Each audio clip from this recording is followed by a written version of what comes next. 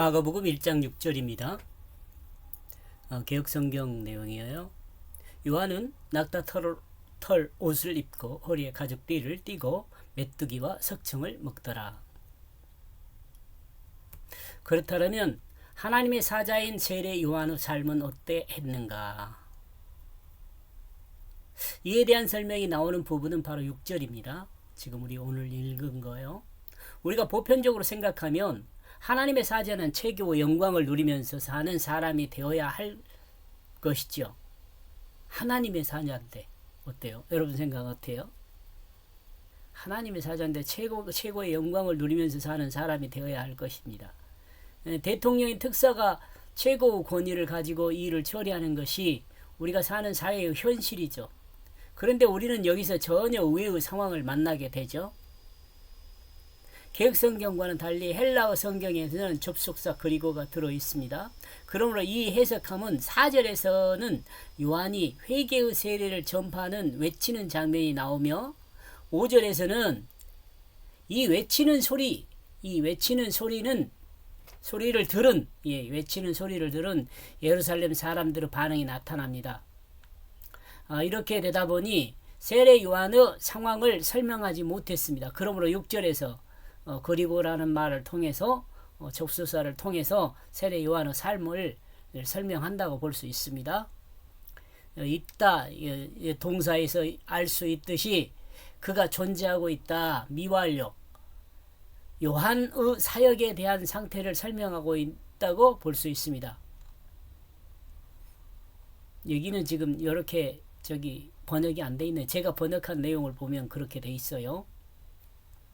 그 요한은 관사가 있습니다. 또한 1인칭입니다. 그러므로 앞에서 설명하고 있는 바와 그 요한의 바로 그 요한을 이야기합니다. 세례 요한요. 다 세례를 써줄까요? 세례.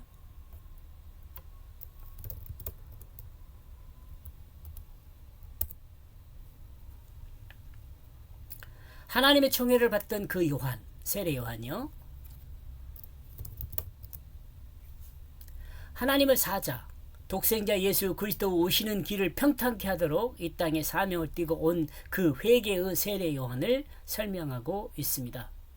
그런데 땅을 평탄케 한다 했는데 이 땅은 어떤 땅일까요? 여러분이 뭐 다 알고 있는 거죠. 다 알고 있겠지만 이 땅은 사람을 의미합니다. 그러죠?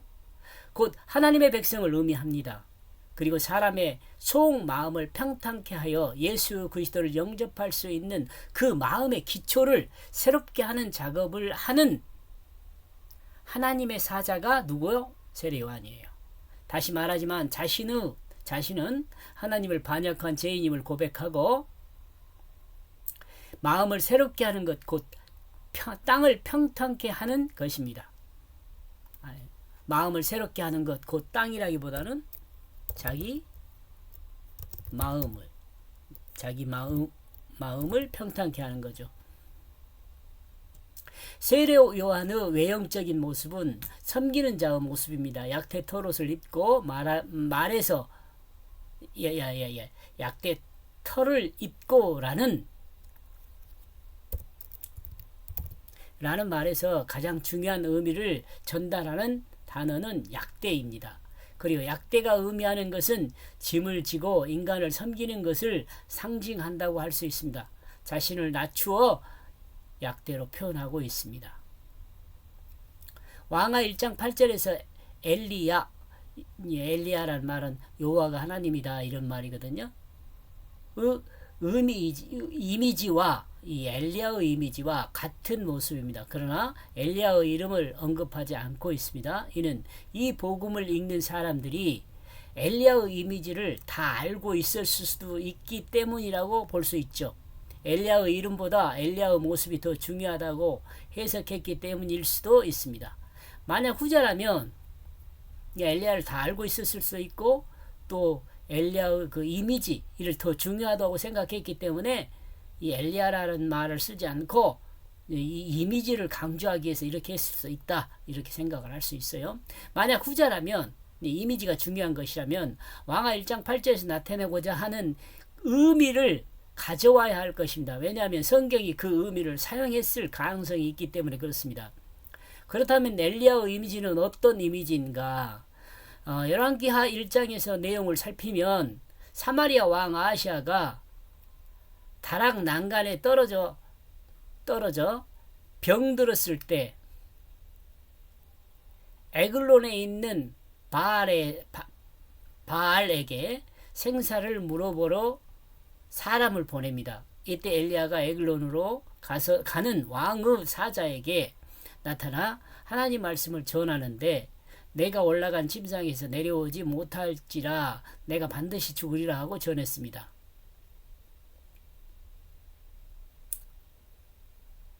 이 말을 들은 아하시아는 군대를 보내어 엘리야를 잡아오게 하였지만 50부장과 50명을 불살라 죽게 되고 다음 또 이런 일이 3번 반복돼요. 이제 세 번째 이제 그 50부장은 지혜롭게 다음과 같이 이야기를 합니다. 하나님의 사람이여 원컨대 나의 생명과 당신의 종인 이 50인의 생명을 당신은 귀히 보소서. 불이 하늘에서 내려와 전번 50부장 둘과 그 50인들을 살랐거니와 나의 생명을 당신은 귀히 보소서. 이렇게 말을 했죠. 이렇게 말하는 50부장의 말에 여호와의 사자가 엘리야에게 말합니다. 여호와의 사자가 엘리야에게 말해요. 너는 저를 두려워 말고 함께 내려가라. 이는 이 말씀에서 두 가지를 생각할 수 있습니다. 지금 이것은 이제 그 상황을 살핀 거고요. 두 가지를 생각해 볼 수 있습니다. 첫째는 엘리야가 말하는 전제입니다. 내가 만일 하나님의 사람이거든 이란 전제가 대단히 중요한 것임을 알 수 있습니다. 둘째는 50장의 지혜입니다. 이 지혜는 무엇인가? 바로 하나님의 사람을 알아본 거죠.